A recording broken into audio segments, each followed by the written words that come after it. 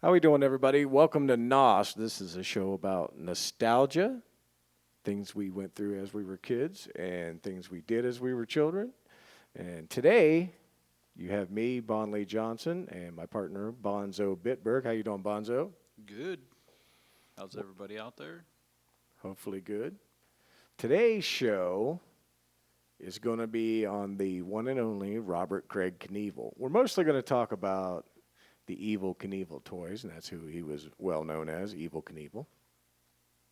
And, some of the other stuff that he did, his impact and influence he had on our childhood,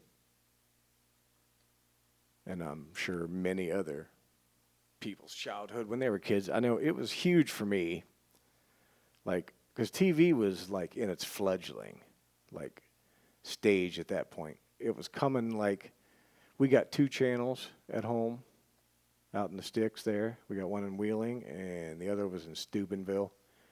One was a CBS channel, and one was an NBC channel. And the sports was always on the weekends. It was always Saturday nights or whatever, and they would have boxing on once in a while, or car races, or stunt shows. And that was how I got started on Evel Knievel. They were replaying some of his old jumps and stuff because, like we talked about earlier on the phone, that he was pretty much done by the time we were coming around, able to That's what watch. blew my mind. When you told me we were going to do this show, I went in and started doing research on him, and I couldn't believe that he did most of his jumps before I was even born. Yep, they're mostly in the '60s, mostly. But he did all that stunt show. That stuff was way early in his career. He wasn't famous for most of his life. And I think the reason why he was so famous when we were kids is because the toy line brought his toys out, and then they started viewing putting him on TV more because of the toy line. I think they did the toy line to help push his career, and I think it did. Of course it did. Because I didn't even know about him till the toys came out. That was the other fledgling thing that was happening at that time was promotions. Remember at Kiss? I mean, they were shameless promotion whores. They sold. They put their likeness on everything, up to and including coffins, and he was the same way. He put his likeness in that Star Spangled #1 on everything. He had that. Of course, probably the most famous toy he had was probably that stunt cycle. And it had a bunch of accessories and stuff. I didn't have one. I know you said you did. Yeah, I had one. I didn't have every toy that he came out with, but the stunt cycle, and I had several other toys that we will talk about as the show goes on. He was a absolute shameless self-promoter. But I mean, that's when you're trying to get out there and get big and stuff, that's what those people did. It's what you have to do. If you want anybody to recognize you, you got to say and do crazy shit, especially back then. Yeah, back then there was no computer, there was no internet, so No. he had to act, he had to get the attention of anybody he could just to get famous. And money was scarce back then, too. And you put together a stunt show like that, like he did, he would have other people in there and stuff, and he had to pay his crew. He had to pay for all the materials himself. All that shit had to come through promotions and that. So he was, that he did what he did. He pimped himself out. Yeah, I was looking online, and the first show he did, his boss, he worked for a Honda dealership, and his boss sponsored the show. And he told him the only way he'd sponsor the show is if he used his nickname, and you can tell him how he got that. But Evil, he wanted him to use Evil as his Evel Knievel. Right. He didn't want him to do his real name. He thought the Evil was catchy. And he was not wrong. Correct. But supposedly, now this comes from Evel Knievel's website. He was Butte, Montana, apparently, was a Scandinavian, and I think that's what they were. I'm not sure. I think that they had Scandinavian background.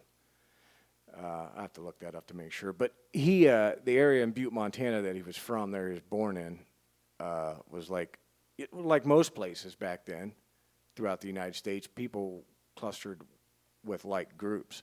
So there was a bunch of people that had that same, background that he had, came from the same places in Europe that he came from. So they had similar names. And according to his website, he was in trouble for stealing motorcycles, I think. Him and this other guy. And they were in jail together. And the other guy's name was Knievel. And the smart-ass cop that worked in Butte, Montana that arrested him had nicknamed him Evel Knievel and Awful Knievel. And that's supposedly how he got his nickname. But, yeah, I also read that the guy didn't want him to go as Robert Knievel, when he advertised him. He wanted to be advertised as Evel Knievel. And he must have heard the story. And I'm sure it was like local lore. You know how it is when we were in school, the hoods were the famous kids. If you weren't a jock, you could only get famous for one other reason. That was smoking in Hood Alley, or, being in trouble for something. That's how you got famous as a kid. But, yeah, he early on in his career, he was a dirt bike jumper, even though those bikes back then, would they have maybe a 3-inch travel? Yeah, there wasn't much, and that's what's mostly impressive about him to me is the bikes nowadays. They can jump, hundreds of feet easy. While with those bikes back then, there was no suspension on them, so to jump that far and actually pull off a landing is pretty impressive. And now they're all alloy frames. Yeah. They don't weigh anything. You can drop a motorcycle and pick it up, those dirt bikes. Yep. You drop one of those old Triumphs or those old Harleys like he jumped, and it takes 2 people to get it off the ground. But that was cool. And I remember the first time I saw it, it was my uncle had the stunt cycle. He was my step-uncle. So we were the same age. We were like 2 days apart. That's another story for another day. But he was one of those kids like you were, when he got into something, he had he would get all of the accessories, and he just went crazy. Yeah, and I wasn't a rich kid, and I think I was on the lower class of the spectrum when we were growing up, but I don't know how I got all the toys. I guess I was my parents, bought me whatever I wanted. They didn't buy me whatever I wanted, but I got a lot of toys. I know that. Maybe they just wanted to keep me occupied. Well, I mean, I'm sure that had something to do with it. Like the TV wasn't that. There was no Barney to make your kids watch back then. Yeah. Cable wasn't around yet. It was just the networks. That's all there was. So you had soap operas during the day in the summertime, which we did watch that when it rained. But yeah, so your toys and whatever else you had to occupy your time, that was it, man. There was no handheld stuff. Well, there was a few handheld things, but yeah, not very many. They weren't very good either. Even the handheld footballs and all that stuff. We'll talk about those one time. That's a whole nother show. But it was, stuff like the Evel Knievel stunt set. And it had the little ramp, and he had his little cape, and a helmet too, which never stayed on, because it came off so you could see his face. It was, they're cool again now, but they were dorky then. That style of helmet, that flat-faced with just the oval hole in the front. Yeah. Yeah, they were dorky. That back then, it already became passé. The Mooney helmets were in style back then. The ones with the globe head looking thing on them and the open face. That was everyone wanted the open face motorcycle helmet. Yeah, now that's like nobody wants those now. Right. Yeah, it's come full circle again. It's back to the the other ones again. Like those, if you can get your hands on one of those old style helmets like that, they're worth big bucks. But they don't have any protection for your face at all. It's amazing that he lived through any of the crashes that he. Yeah, it's and that shitty equipment he had.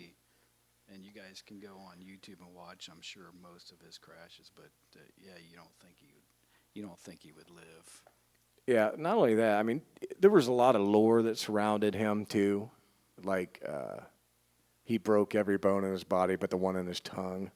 That was one of the rumors. There was, back then there was no internet to research anything.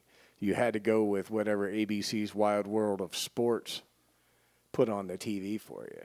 And I remember the Kings Island jump. Yeah, I was supposed to be there at that jump. My mom and dad were going to take us down there to watch that, but for some odd reason we didn't get to go down. I don't know what happened, if one of my parents had to work or whatever, but I was all excited, and they said we were going to go watch him jump, and then it didn't happen. Yeah, that was in Cincinnati, Ohio. For anyone who's not around here, doesn't know where Kings Island is, but Amusement park with a bunch of roller coasters. It's got some famous roller coasters there too. it's a lot of people. well, it used to be a Hanna-Barbera park. I don't know if it is anymore or not. Yeah, I think it is. Unless I think actually Six Flags or somebody bought them out. But yeah. I don't know if it's still Hanna-Barbera, but I remember when I was a kid going down there that they had Hanna-Barbera cartoon characters running around. Were you ever disappointed that he didn't crash sometimes? Yeah, I mean that's what you want to see. You don't want to see an easy jump, where he lands Right. and everything goes smoothly. Everybody anticipated the crash. Right. And I was a little bit on the fence about it. Like I wanted to see him like make the jump. Yeah, me too. Because I always like the the winners. The jumps that he made is like you were happy that he made them, but then you're thinking, well, it's over now. There ain't no excitement after the jump. Right. Because I mean, all those other ones they're just so famous for the slow motion replays of his body being ragdolled basically for what it was. That was bad. It was bad. But that jump in Cincinnati, he made that jump, and that was his farthest jump that he ever completed. He did land feet. short, but he landed on the. Yeah, it bounced him around a good bit. Yeah, but he ended didn't up landing short. The ramp has a front platform over the last bus, and that's where he actually landed. And he bounced the bike a little bit because, like we said before, there was no suspension. But he did recover and landed it successfully. Right. It was unbelievable that it was 14 buses, Greyhounds, that he jumped over, and he made it. It was 100. They said it was the record. It was his furthest jump at 133 feet. Robbie, his son, is just decimated, and other people have too. There's been a ton of people on them dirt bikes that have just decimated all of his records. But there was a guy I read on there, but I can't remember his name now, and I don't have it written down. But he ended up getting the world record jumping. I don't remember how many buses he jumped. I think it was maybe 15 or whatever after. Yeah. And he actually did it on the same bike that Evel Knievel did. Oh, he did? Yeah. You don't remember what his name was, though? I do not. I don't remember his name. But yeah, that was who was the guy, the commentator who did that jump in Cincinnati? He's famous. He's still famous. Yeah, I don't remember. What is that guy's name? He did Monday Night Football for a really long time. I can't remember his name anymore. But yeah, Chris Broman was the guy who broke his record. On the same bike. On the same bike, yeah. I don't know who he is, but that's what it said. This guy said he jumped double deckers. But anyhow, yeah, there was a couple like the Caesar's Palace thing. That was probably his most famous crash. Yeah, that was his most famous. That was actually his most famous jump. They say is the Caesar's Palace jump. The fountains, and I've been there. Yeah. It's pretty impressive. Yeah, it is. Yeah, it's pretty impressive. I would not want to crash into that fucking thing. He crashed down in the parking deck. So he could have hit any one of them concrete. Yeah. I mean, he would have probably been dead. There's no doubt. There's no way he could have lived that if he had hit a barrier. There's just zero chance. Your body can take a lot of abuse, but concrete versus like whatever 100 miles an hour, whatever how fast he was going, there's just no way. Robbie made that jump super easy. Yeah, I remember watching that on paid. Wasn't it on paid per view? Mm-hmm. Yeah, I remember watching that. That and the train jump too. The train jump was cool. Robbie's train jump because of the moving train factor and all that. It really wasn't distance-wise. It wasn't that dangerous or impressive on the bike that he had. But speaking of bikes, there was one that you said you had the Evel Knievel dirt bike. It was the bicycle. Right. It was made by AMX, which is a car manufacturer. Was a car manufacturer back in the day. Well, they owned Harley Davidson for a while too. Oh yeah. Yep. And they had bowling balls. they put out this bicycle. It was god awful actually, but it did look cool as a kid. But the commercial was fucking killer. Everybody was. I wanted this bike so bad, and I asked my mom to get it. She's like, "No, we can't afford that." And then Santa Claus brought it to me, and I was the most excited kid in the world, and I was so proud of that bike. But after I got it and rode it for a while, it was It was gaudy. It was big. It was Do you heavy. remember the first time you tried to jump it? Oh yeah, I would think it was probably the first day I got I'm it. sure it was. And it was so heavy you couldn't even jump it. It would nosedive, and all the other BMX Right. kids were laughing at me. So ain't no it Evel was cool Knievel. for about a week, and then I think I stripped it. I took everything took off all the of stuff it. off of it. Because But it had yeah, the it plate. was What cool. what It kind of was- seat did it have? It had a real long. Was it it almost the banana looked like, style or was it wasn't rectangular? It was rectangle. It was kind of like the Those old Huffy dirt Mongoose, bikes? the old Mongoose BMX bike. It yeah, had the yeah, square yeah. looking. Yeah, Huffy built a bunch of them that had that, Yeah, those seats on yeah, it too. and that's what it had. The They big looked black. like a loaf of bread, right? Yeah, Yeah. It had a big black seat on it, and then the front had a plastic gas tank that made it look like a Right. motorcycle. Oh, I forgot about the And then gas it had the 4 shocks, the front and back shocks Right. that didn't work. They were just decoration. I've never seen one that had the back shocks.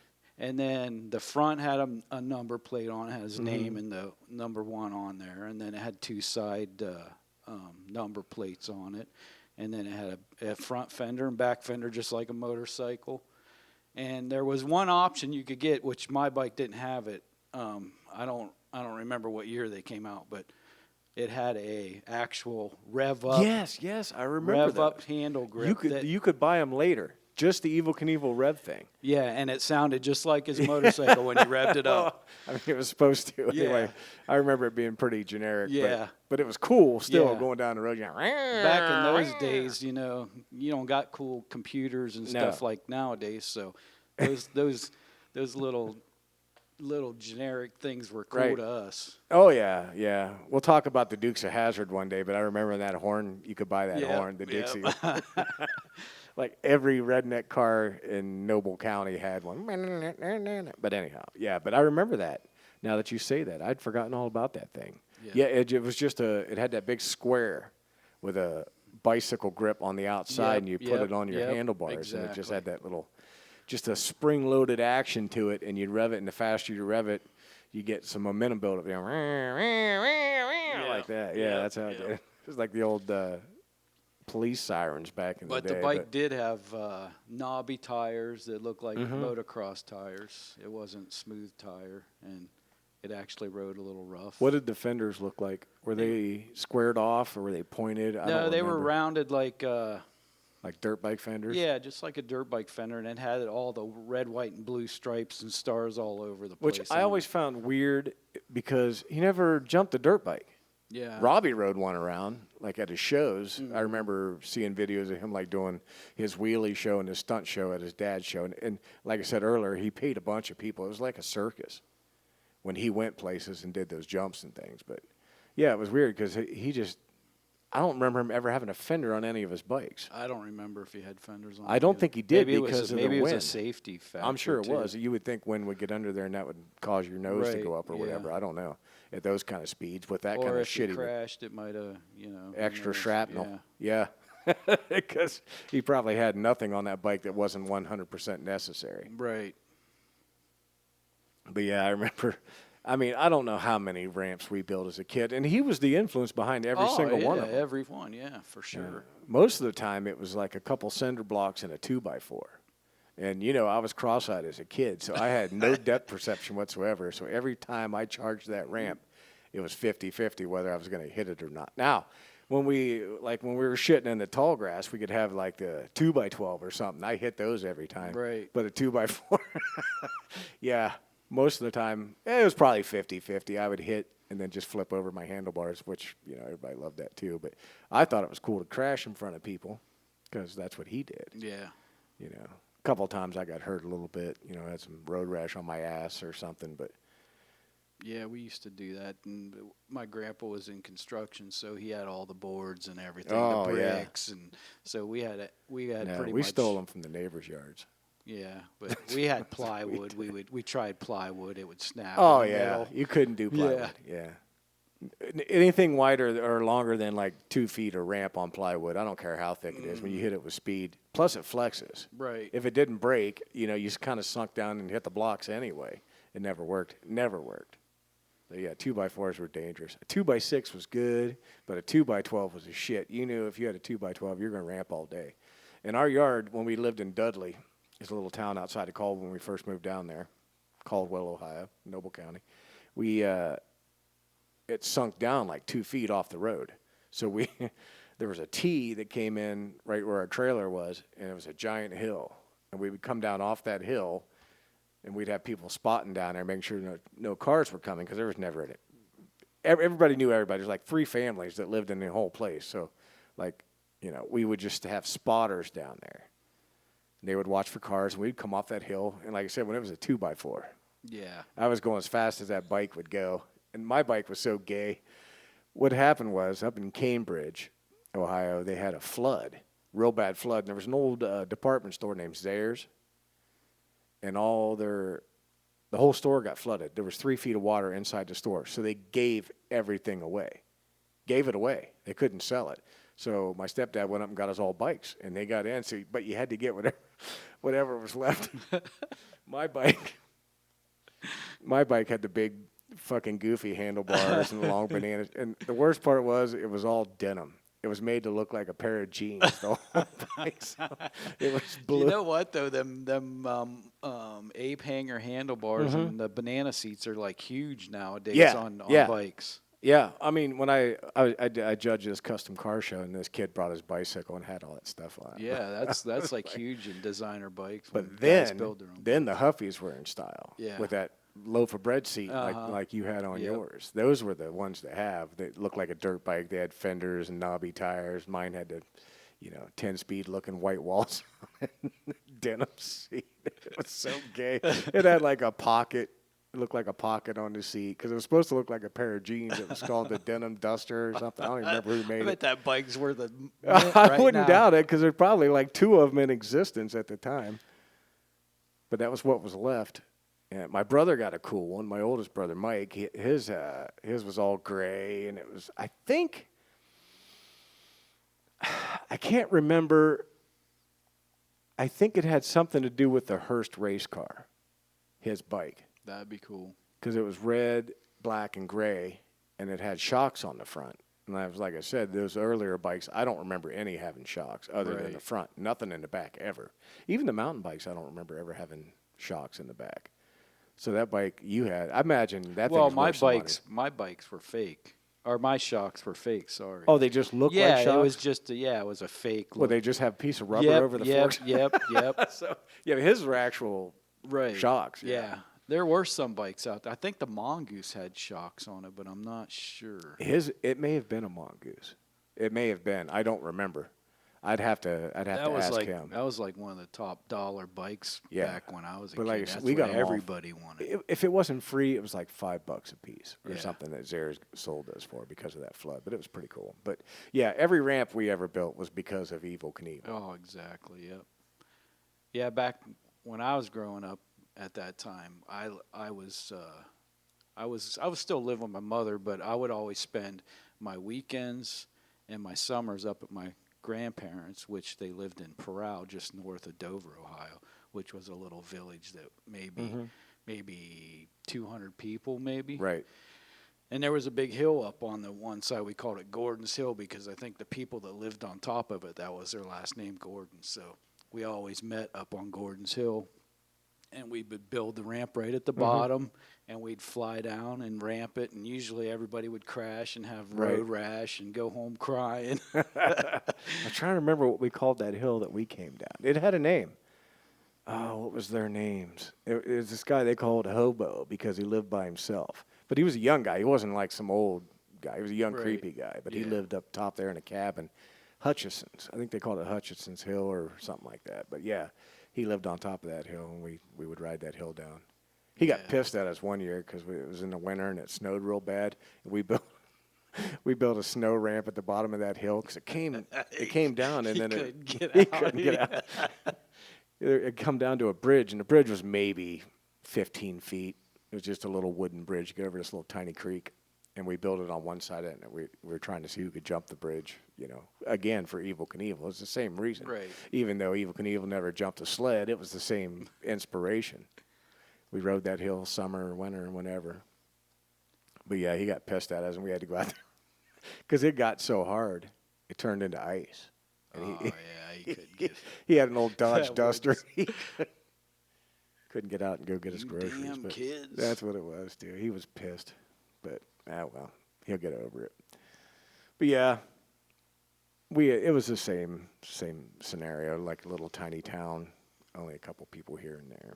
Everybody knew everybody, and everybody knew their names. But Getting back to the Evel Knievel toys, though, I was reading that his inspiration for becoming a stunt man was the Joey Chitwood stunt show, which back then, when the Evel Knievel toys came out, they actually had a line of toys too. The Joey Chitwood stunt show toys, and they had cars, and they were more famous for car stunts, I believe. But they would like ramp onto two wheels and drive the car on two wheels and stuff like that. Go through like fire rings and bust through firewalls. yeah, and it was stuff called like that. I just looked it up. It's called the Joey Chitwood Thrill Show. Yeah, and That's what- we had their toys. We had there was a couple cars, and they had ramps that flipped the car onto its two wheels and stuff like that. Just same thing as Evel Knievel, the ramps and the cars and the accessories that you could get with it. But Oh yeah, I'm looking at them on the internet right now. They're actually really cool looking. There's this one is the cannon. Looks like a cannon you shoot a car out of. yeah, we used to play with them. Me and my brother. He was probably 4 years old, 4 years younger than me, and I always used to get the toys, and we'd always play. Oh, I see what it is. It's a ramp. Guess who the sponsor was? Who? Mr. Pibb. Really? That's what's on the Joey Chitwood. Yeah, I mobile think ramp. I think I do remember that on there. Mr. Pibb. Yeah, well, you know what? He would be the Mr. Pibb to Evel Knievel's Dr. Pepper, right? Exactly. Yeah. They're both good. I like Mr. Pibb. I wouldn't turn it down, but I like Dr. Pepper better. Yeah, there's some pretty cool looking toys. But do you see how he spells his name? Joie. Joe-E. Fucking name was George, and somehow he got Joe-E out of that. But yeah, an old Corvette. That's pretty freaking cool, man. You know, I never heard of that, Joey Chitwood. Yeah, that was one of our first. See, my dad was a big car buff, so he always bought the car toys for us mostly. But yeah, the Evel Knievel, man, I love that stunt cycle. It was, I mean, I actually went out when my son was born. They actually remanufactured that toy. You can still buy it. They It sells they out all brought the it time. back, and they must have vamped it or something, because it doesn't go as good as the original. I mean, that original, if you crank that thing up, it would fly. As fast as you could do it. There was Yeah. I mean, eventually it would strip out the gears on the gears on the crank, because that's how it worked. You set that bike down onto that little ramp thing. It's like a downhill ramp, and it had a big, like, A gear in the grinding arm on it, and the gears would touch. It would touch the gears on the back wheel, and you have to start off slow, because if you start off too fast, it would slip. side. Yep, it'd pop off. Right, so you have to start off slow. But once you got that momentum up, you're right. I mean, as fast as you could do it with your arm, that fucker would take off, and it would take off like a bat out of hell as soon as you let go of it. And It was I cool. think maybe that was a safety issue. They changed. Could have been. And Could have nowadays you can't do anything without, I had to the have toy surgery because of mine. Oh, really? Yeah. I never got hurt on mine or with mine, but man, I could imagine it running into somebody. What happened was we had, like I told you, it was at that place in Dudley that had the 2-foot drop, and we were ramping it there. But at the time, we had this old dog. His name was Bruno. He was a Beagle German Shepherd mix. So he had this That's giant. a heck of a I know. mix. One of them had to lay down for the other one. That's the only way I can figure that Yeah. one happened. But he had this big bruiser body like a German Shepherd, but his head was shaped like a beagle's. He had the floppy ears and the floppy jowls. But he was just mean as fuck. Nobody could get around him. If you didn't have food in your hand, he would fuck you up. I mean, that's the reason he was tied up, because he had mauled his owner, my uncle, the guy that I said that was 2 days. He mauled him when he was 5 years old, like put him in the hospital. So anyhow, Mike, my oldest brother, and I were jumping Evel Knievel, and we were jumping it over Bruno's doghouse. And it was kind of a cold, rainy day, not cold, but it was just a dreary, rainy day, and he had arthritis real bad. So, and he, like I said, his disposition was shit anyway. Mm-hmm. So we're cranking this fucking thing up. Next thing we know, he just comes out of his doghouse, whoop, snatches that thing right out of the fucking air, knocks it down, and then he goes back and he lays down.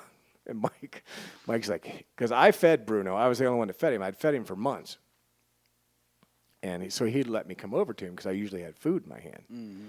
Well, Mike's like, you go distract Bruno, and I'll run in and get it into his pen area because he had it all a circle wore out as far as it, because Right. he was attached to a 1-inch log chain, which he broke a couple times. Wow. He was a beast. But anyhow, Mike's like, you go in and distract him, and I'll run in and get it. So I called him. I was like, here, Bruno. And I went to pet him on the head, and he fucking grabbed a hold of my wrist, and he flipped me one direction, slapped me in the mud, picked my whole body up, slapped me on the other way, and he went back and laid down. Wow.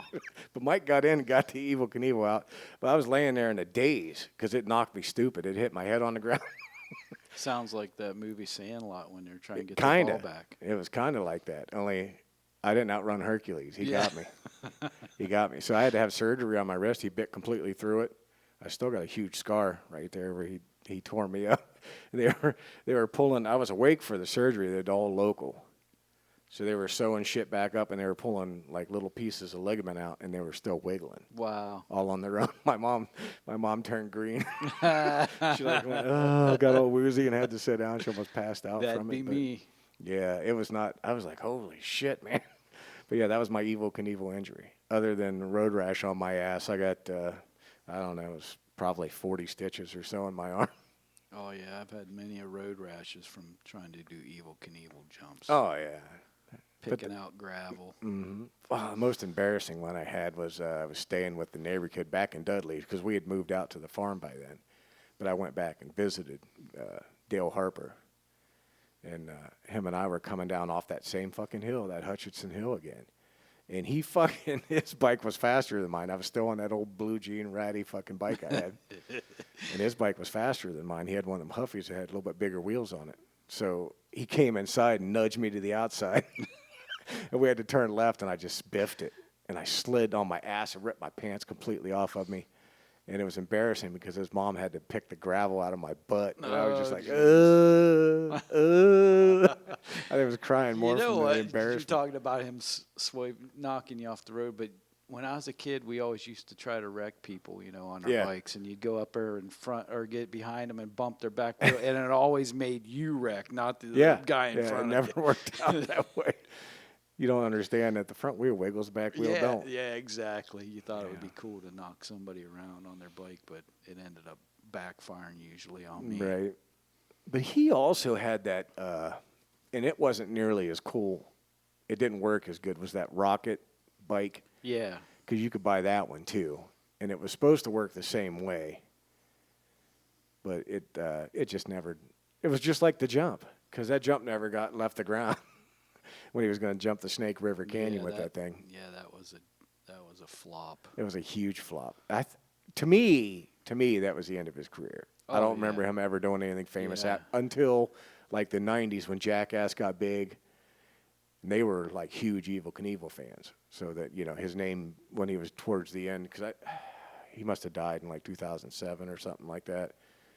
But he was sick for a long time. So they were starting to, speak his name as they do, like when people are at the end of their lives, musicians or whatever, or stuntmen or anything like that. If you were famous for anything, when your 15 minutes is up, sometimes they make a mini comeback at the end of their lives or whatever. People start paying homage to them, and they were doing that. It was towards the end. But other than that's the last I remember him, is that Snake River Canyon jump. I don't know if he did anything after it or not, but I don't remember anything after that. I don't remember if he went. I think he went over to England and did a jump, but I can't remember if that was before or after the canyon jump. I don't remember. I don't recall. I would have to look. But that I up think too, he but- said he was retiring after that jump. He actually, it was filmed on TV, and he ended up crashing.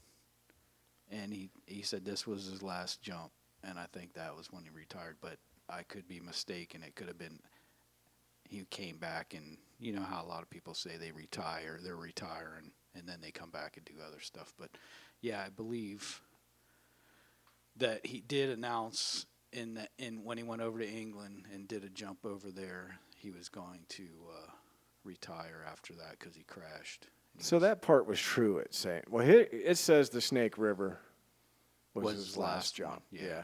It said that he, and that was in, that can't be right. That can't be right. Oh no, it says that his jumping, whatever, started in '74. Like, because that was after that. That was like '78. But he did earn the Guinness Book of World Records, according to this Wikipedia thing. I don't know how true it is, for the most broken bones total. His documentary is pretty good if you watched. I think it's on Netflix. I'm not 100% sure, but I watched a documentary on him. It could have been on Prime. I don't remember now, but it was a good documentary. Good. I watched it. It was pretty good. Yeah, it was. He was not a nice person. No, he wasn't. Not at all. Womanizer. Yeah. It was. Could you imagine, though, being that famous? No. And he was a decent-looking guy, too. Yeah. And women like bad boys anyway. Right. Or at least some do. I don't know if it's most, but there's enough of them out there that it fuels the genre. But he was the quintessential bad boy. He jumped motorcycles, smoking, drinking. Right. You know, I don't know if he had any other bad habits. I'm sure he did. I'm sure he was popping pills and everything else to, Oh yeah. to keep himself I'm sure going. he's on pain meds all the time. All the broken bones he had, I'm sure he was suffering a lot. Oh, he had to have been. And I think they mentioned all that on the documentary. Yeah. You have to go out and check it out, look it up, and see it. Look it up on there and see what the name of it is. I don't know if I can't remember what it's called now. We'll figure it out.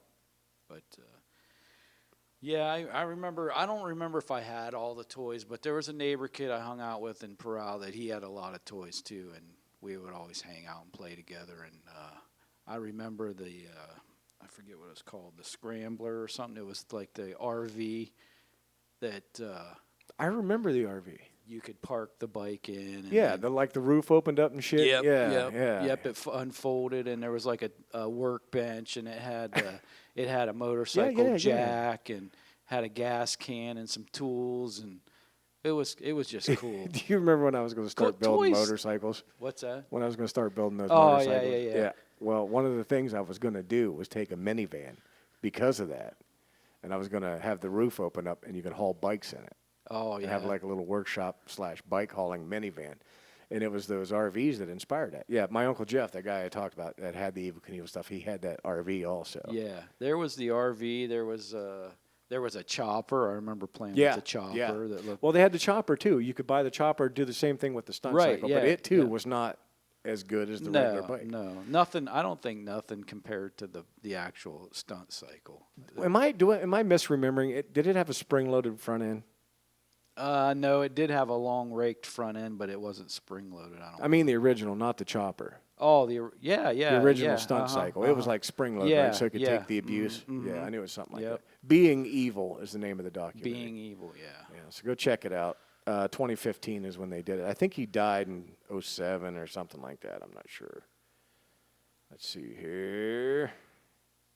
Yeah. But yeah, they had the stunt cycle and they had the rocket car, which I didn't really care for when I was a kid, but I guess because the stunt was such a flop.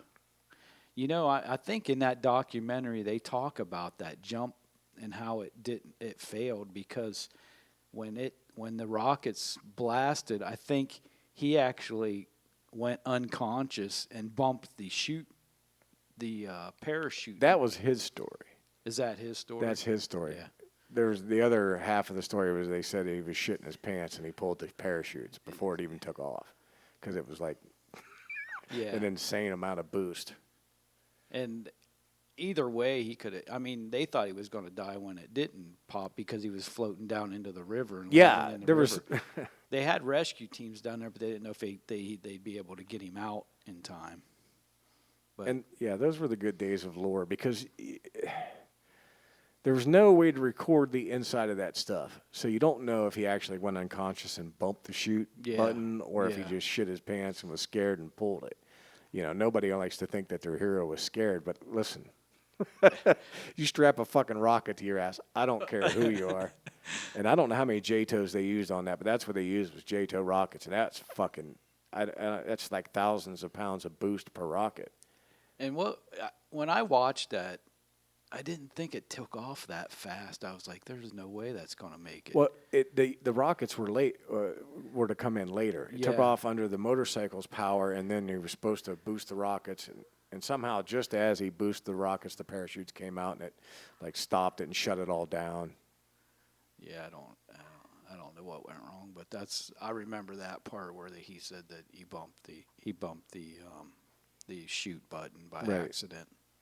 And I would have said the same thing. Yeah, I'm exactly. like, oh yeah, I went unconscious, and there were too many G-forces. But yeah, go check it out, folks. Being Evil, about Robert Craig Knievel, our subject today on NOS. This is a podcast we're doing about nostalgia. I'm Lee Johnson. This is my partner, Bonzobitburg. There's one other thing I want to talk about too. Is one of the coolest things I thought I had in school was the Evel Knievel lunchbox. Did you have that? No, I didn't have the lunchbox, but I remember the lunchbox era. Yeah, Like, it was cool. It was definitely a status symbol. I had that one, and I had Batman, and I had Scooby-Doo. Mine were always terrible. Yeah. My mom tried, but she never got good ones. They were always like, I think the most quote unquote name brand one I ever had was Snoopy. Snoopy. Yeah, That's probably worth $1 billion right now. It probably is, but the only thing that got me then was beat up.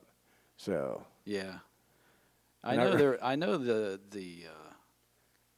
most of the lunch boxes, the collectors out there, they look for the thermos because that was right. Was always it always got broke, yeah, because it was glass inside to keep the liquid thermos cool brand or hot. and they worked.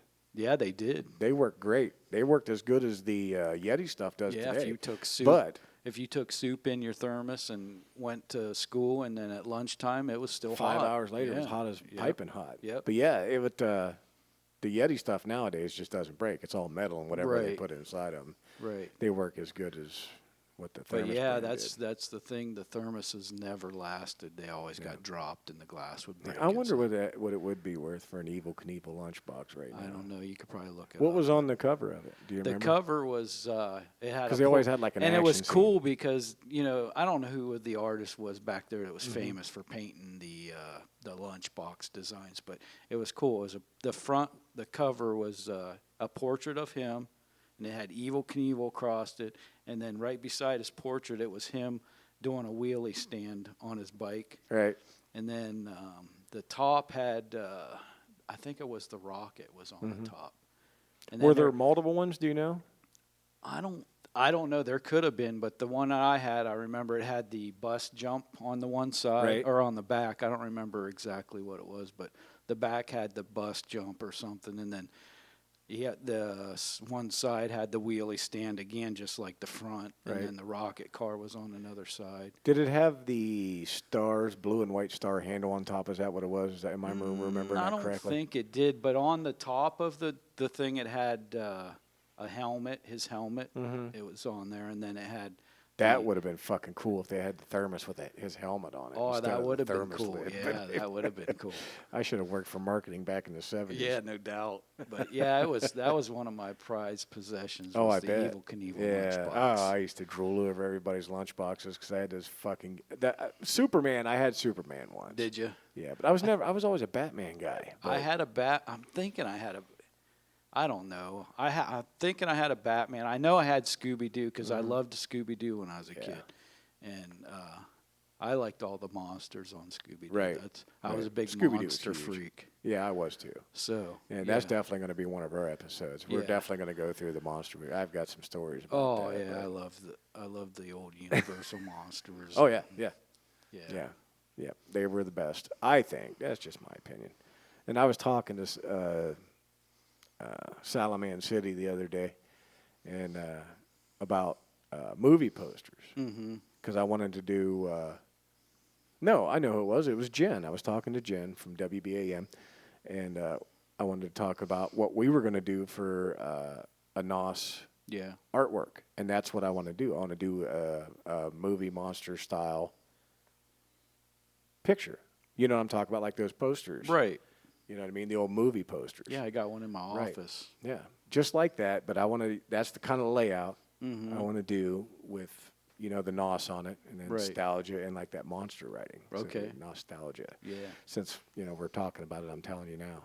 Sounds good. So this portion of the NOS is brought to you by Signs and Graphics by Coney. If you're ever in New Philadelphia or on Facebook, look him up. Signs and Graphics by Coney. Yeah, the toy line was, what was it, Ideal?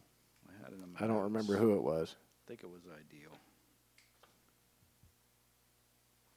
Yeah, the Evel Knievel back in 72 to 77 was when they brought the Evel Knievel toy line out, and it made $125 million by itself. In today's money, that's like $125 million since the dollar took Yeah, a shit no recently. doubt. But 5 years ago, that would be like It was the best-selling toy items for Ideal when they brought that toy line out. I remember the Ideal seal. I can picture it in my head right Yeah. now from the side of the toy because they put What did it look like? It was like an oval, kind of like this Ohio. Yeah. It was like just an oval and just said Ideal in it. Oh, yeah, I think I do remember that now. I think that's the shape. Elliptical maybe is a more proper word. I don't know. Something like that. It's either an ellipse or an oval, but yeah. Ideal Toys one of is the major dumbest toys manufacturer. that they brought out on that line was called Skull Canyon. Do you remember that? No, I don't remember that It one was at all. green. It was ugly, but it was two mountains and it had like a ramp built in it. Right. And it had this Yeti-looking creature on top of it. Wait a minute. Now I remember it. Now I remember that. But I didn't know the name of it. I didn't know it had a Yeah, name. it was called Skull Canyon because the two I remember the mountains Yeti. had Yeah. skulls, like Okay, I do And- remember now. yeah. Yeah, holy shit, man. Yeah, I think they said that he did a jump the shark jump. No, I remember that, and he did when this was when he was first starting. He jumped. Mm-hmm. What did he jump? He jumped Rattlesnakes. That's what it That's was. what it was. Snakes and two panthers or something. Yeah. Yeah. It was snakes and two panthers. Yeah. I think he jumped. Something like I remember the rattlesnakes. Yeah. That's what it was. And then Happy Days brought the jump the shark, Right. where Fonzie, Fonzie. was going to jump the shark. he did it on water He did skis. water skis. Yeah, 'Cause yeah. he still had the leather jacket with his gay white shorts. Those Oh, nut that was huggers. great. Like, why was the kids in the 60s wearing 80s nut huggers? But whatever. Or 50s, whatever it's supposed to be. That's how the Jump the Shark website Yeah. got popular. John Hines started that. Yep. They, now it's like huge. Everybody yeah. uses that Yeah. phrase now, jump Yep. the shark. And it's legit because that's what Happy Days did to Right. try to get the ratings back. Yep. Because Jump the everybody Shark famous is was, everybody- That's when they Joni say and that it Chachi failed. had their spinoff at that yeah. point, and They tried hard to keep it going. they really did. They milked it. Unlike some of the shows, well, we'll talk about those in another Yeah. episode. We don't want to waste too much time on that because there were some shows that should have went further. Oh yeah, for sure. Did he ever have a cartoon or anything? Because back then that was a big thing. Like even Muhammad Ali had a cartoon. I don't know if he had a cartoon or not. If he did, I don't remember it. Yeah, we'll have to check that out sometime. But I don't remember it either. He may not have. He may not have been like, I don't want to, unless it's got cocaine and whiskey in it. I don't want anything to Right. do with it. And But, yeah. I mean, even though they made a toy line, he wasn't much for kids, I don't think. No, I mean, he never treated his own very well. Right. But, made Robbie tough. Does he do anything anymore? He's probably pretty I think old he's now. retired. Yeah. Yeah, I think he's retired too. He'll make a comeback when he's broke. But there's kids nowadays that are doing stupid, crazy jumps, man. Right. I mean, I watched a kid jump across two skyscrapers once. I don't know if that was in New York or where that was, but they built a ramp off of one and he jumped to Yeah, the I other saw one. it. That was It was insane. that That was whole thing came back in the mid 90s Yeah, I'd with say the Crusty 90s. Dirt Demons. Do you remember that? I don't remember. It was a video series. It was these kids from California, It was the guys from the Metal Militia and all those guys that were doing the stunt shows. I remember the circus one. What's that circus one they had? It was like Jackass, but it was something circus. They did stunts too. Yeah, I know what you're talking about. I think they were all tied in together because Jackass, all these guys knew each other. Yeah. They all hung out. But yeah, those guys, like they were just out in the desert filming each other making stupid jumps. Yeah. That Seth guy, what was his name? I don't remember his name now. But he jumped this giant sand dune. Or no, it wasn't. It was, he was just jumping on a road. And he jumped his dirt bike, and you could see him. He was clearly over top of the power lines. Wow. He was insanely high. And when he came down, he landed fine, but he overshot the ramp by like a foot. So when he came down, his bike smashed. It folded in half. And the handlebars came up and smacked him in the face. He had a helmet on, but it pushed the helmet into his skull, embedded it. His whole face fell off. He had to have staples to reattach his face. When they picked him up from the ground, his face was basically laying in his helmet. Oh, God. But yeah, Evel Knievel started all that shit. Yep. And he's the reason, all Joey them kids Chitwood, I would say, started it. But he made it mainstream. Right, How about that? Right, yeah. I wonder, we would have to do some more research on who started the stunt shows and stuff. Because I imagine somebody before Joey Chitwood. You could probably trace the lineage back to like the Buffalo Bill Wild West shows. Yeah. Because that stunt roping and all that stuff that they did in stunt shooting, before they had powered vehicles that could jump stuff, that's what you did. You did horses. I'm sure back when in the 20s and I'm sure they had motorcycle people doing stupid stuff. Well, there were freak shows and circus shows. Yeah, and I remember the circus shows where they'd have the big globe where the motorcycles would go in. Yeah, the Dome of Doom or whatever. Yeah, where they would put two bikes in there and let them run around in a circle. Yeah, they did that in the beginning of matter of fact, I even that seen Nicolas one Cage movie. What was that? I don't remember that. Yeah, where he was the motorcycle guy who turned in flame. Oh, Ghost Rider. Ghost Rider. Yeah. Yeah, he was a stunt rider. Him and his dad in the beginning of the show. I actually seen one of those in live, one of them stunt shows where they. Yeah, I never did. And it's, I wouldn't do it. There ain't no way. Man. Yeah, I mean, I know it's all just about timing and getting your speed right. But yeah, one missed time and you're done. Could you imagine how bad that would hurt? They're probably only going like 20 miles an hour. Especially if you're up in the top of the cage. Yeah, and some of them were big. Some of them were small. Some of those domes were tiny. Mm-hmm. Well, the one I seen was tiny. You could barely get the bikes in there. Yeah, those are the crazy ones. Because they got in there and they had to rock the bike. The first guy would get in, they rock the bike and start it and take off, and then he would go up towards the top of the dome, and then the other guy'd put his bike in. While he was spinning around. How else would you do it, right? Yeah, there's no way. Then he would probably have to start across the bottom, get all that going, and then they would do the zigzag, crisscross, right? Yeah, fuck that noise. That's how you get hurt. Is there any more toys we didn't cover yet on the Evel Knievel line? I don't think so. There was the... Did they ever have any... You remember the pull strip toys? That was on the same line. Instead of a crank, you had that zip strip in them. Oh, yeah. What were those called?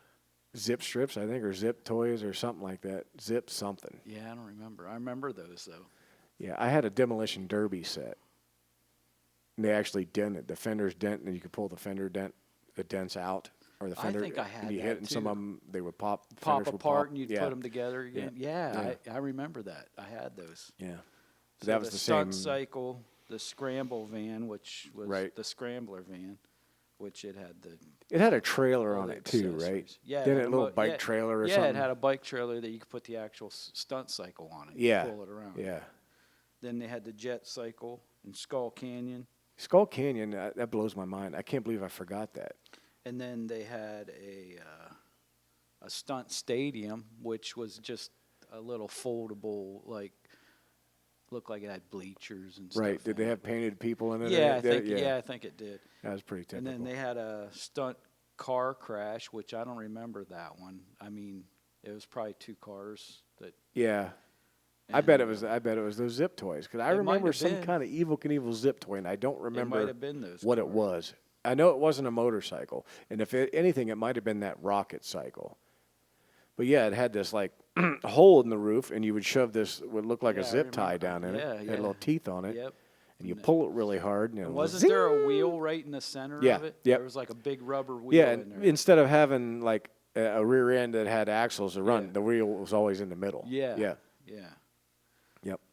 That's how they worked those back then. Then there was a fast tracker car, which was this. They built this car just like the stunt cycle, and you cranked it just like the stunt cycle, and it took off. But it was. How did that? Is it on a ramp like the? Yeah, it was exactly like the stunt cycle, but it was a little car that it was. I think he could actually fit in it. The doll that came with the stunt cycle. Yeah. It was one of those ones that had the rubber with the wire inside it, right? Yes. That's how those dolls were. Yep. Now he had hard hands though, right? They had like hard plastic hands that were shaped like like you're stroking off. And or his something. feet. Right, the feet were hard too. Yeah. Yeah.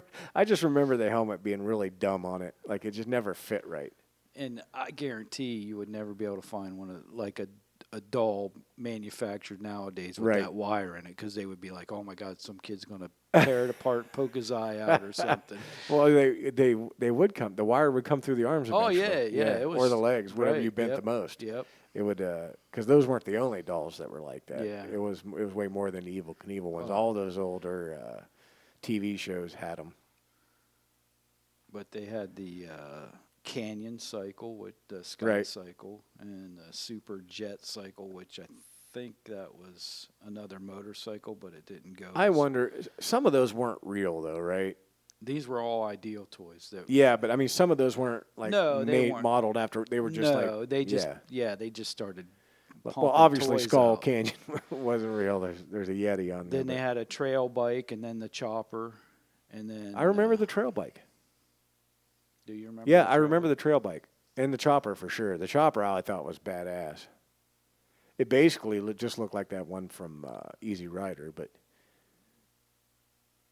And then there was a road and trail adventure set, which had like I don't remember that. It had like a 4x4 type vehicle, and I think I remember a Jeep. Yeah, I think it was a Jeep. I think it was an Evel Knievel Jeep. I think I remember that. And then the Strato cycle. That sounds familiar. That actually came from the Viva Knievel movie. There was a Viva Knievel movie. I don't remember and that. I think it was, who's the tan guy, the famous actor that's real what's his tan name? and he's old now. I mean, real old now. I know exactly who you're talking about. I can picture he's him. the one that played Evel Knievel. I can't remember his name. That's terrible. Because let's type in the tan actor. They even put a Robbie Knievel doll out back then too. He was a kid then, so that it was George Hamilton. Yeah, that's it. I put it in the tan actor. That's what he's famous for. Yeah, exactly. The tan. But yeah, I knew him. I just couldn't remember his name. Yeah, George Hamilton. And then they came out with I can't remember her name. You have to look that up. There was a girl Evel Knievel stunt cycle. We know for a fact that all women are evil anyway. So it was probably just some girl named Jenny. They brought that out for the girls, so the girls could have a stunt cycle too. I vaguely remember this, but I'm going to put in woman Evel Knievel toy. Yes, there it is. It was a Barbie. Was it a Barbie? I think that's what that says. Nope. It was Daring. Yeah, I was going to say it started with a D or something. Daring. And yeah, she has the same shitty helmet. And the same shitty motorcycle. But not, her outfit is like crazy pink. I was going to say it had to be pink back then. But she looks like she has the same rubber arms and legs. I'm sure it was manufactured. They do the cheapest they can do. You know, if they already got a mold for his, they just put long hair. Yeah, put long hair and girls' pink outfit. It's definitely got the same hands. Oh my God, that looks wrong. I bet Ken really liked Dairy because her hand was ready to go. That is awful. Daring, hand jobs in the back seat. What was the name of that big RV? The Scrambler. Yeah, she was scrambling some eggs in the back of the Scrambler. That's what Daring was doing. Oh my God, I don't remember her at all. I think my cousin might have had her. That is cool as shit, though. I bet that one's worth some bucks now. Oh yeah, I can't imagine. I looked up the bicycle just to. And there were some selling, but they were like crazy money. and I can't remember how much. Well, there was a Daring bicycle too. No, the the actual Evel Knievel. bicycle that I had. There was, and most of it, if you can find one, most of the white plastic is like yellow now. Yeah, yeah. Well, that stuff was always shit anyway. Right. You're lucky it didn't crack, because it was that it aged a year and it would just break. Yeah. It would turn to brittle and just fall apart. So yeah, if you can come across one of those bikes, I'd pick it up if you can get it. Absolutely, especially if you can steal it for free. Exactly. Free is always good. Somebody's got one in their garage, so don't Somewhere. even know what they have. Somewhere, it's probably in one of those. We'll see it on Storage Wars or one of those shows. Yeah. One of these days, it'll come up. Oh my God! I paid $400 for this thing. I got a $10,000 Evel Knievel bicycle. Back then, the wonder kind if of he money had they a- wanted for me, probably Do like. you know if he has a museum? I'd love to go see that. I bet Butte, Montana has something. That'd be great. Right? To 'Cause see what some else of is his Butte original famous for? bikes or something. Yeah, and his leathers and. But I think he lived in California when he died. Let's Google Evel Knievel Museum and see if there is one, because maybe we'll plan a trip. That'd be great. That would be a good trip. I've never been to Montana anyway. How do you spell museum? That's a good question. I'm just kidding. Is there anything there? Yeah, there's a couple. There is. Yep, Niagara Falls has one, and Niagara Topeka, Falls Kansas. has Yep. one. hmm And they got his bikes in there and stuff. Wonder oh my why God, that's cool Niagara shit. Falls I don't would know. have a. Did he ever do anything there? I don't remember. Did he ride a barrel over the falls? Yeah, right. This looks like it's a toy museum. That. That's what it is. It's a Daredevil museum, and he's just in there. Gotcha. So I wonder what the one in Topeka, Kansas is. If it's like an actual Evel Knievel only. There it is. There's his truck. Now I remember that Kenworth. Yeah. It looked like BJ and the Bears Yeah. Kenworth. Yeah, that's what they're showing. They have it in the museum. Yeah, this is just Evel Knievel. Where's it at? Topeka, Montana? Kansas. To Kansas. Why is it? Was he? Is that where he ended No, up? I don't know. I don't know. It's a nonprofit. It says the Evel Knievel Museum is a nonprofit museum located in Topeka, Kansas, United States. The museum houses the largest collection of authentic Evel Knievel memorabilia in the world, including interactive experiences, and it's 13,000 square feet. But they got the How far is that from here? pretty far. Pretty It's far. right dead center of the United States. Yeah, so we're looking at what? 500, 600, 700 miles. Maybe that'd be more than that. 8 Huh. hours or something. I don't know. Let's see here. Directions. We got to go there. We might have to take a trip. I don't know if you can do it in a day or not. It's on 2047 Topeka Boulevard. It is exactly 12 hours and 38 minutes from my house. Yeah, Here in that's- wonderful That's Jamaica going to Mountain. be on my bucket list. Go see the Evel Knievel Museum. Why not? We've been talking about taking a dude trip somewhere. Why not just do a couple stops in some goofy places like that? So That I would be- bought that toy for my son. He didn't want it, so What are you doing with it? I actually gave it to my brother. He just had a baby. Oh. He's my age and just had a baby. That's crazy. Yeah. 50-something years old and having a kid. Some people There's are just no dumb. way. But anyhow, I gave it to him. So when his boy grows up, hopefully he'll have fun with it. But yeah, Don't you find that weird that you didn't know him and he lived in Pittsburgh yeah, I didn't and you know went him. to school there? Yeah. I could have hung out with him when I Yeah. was a kid, but yeah, we didn't know each other back then. That's another long story. Yes, well, I have like 50 of those myself. Yeah. But we're going to call an end to the show now. That was our first episode here on NOS. Evel Knievel was the name of this episode. This is Season 1, Episode 1. I'm Lee Johnson. I'm Bonzobitburg. And we are out, people. Peace and love.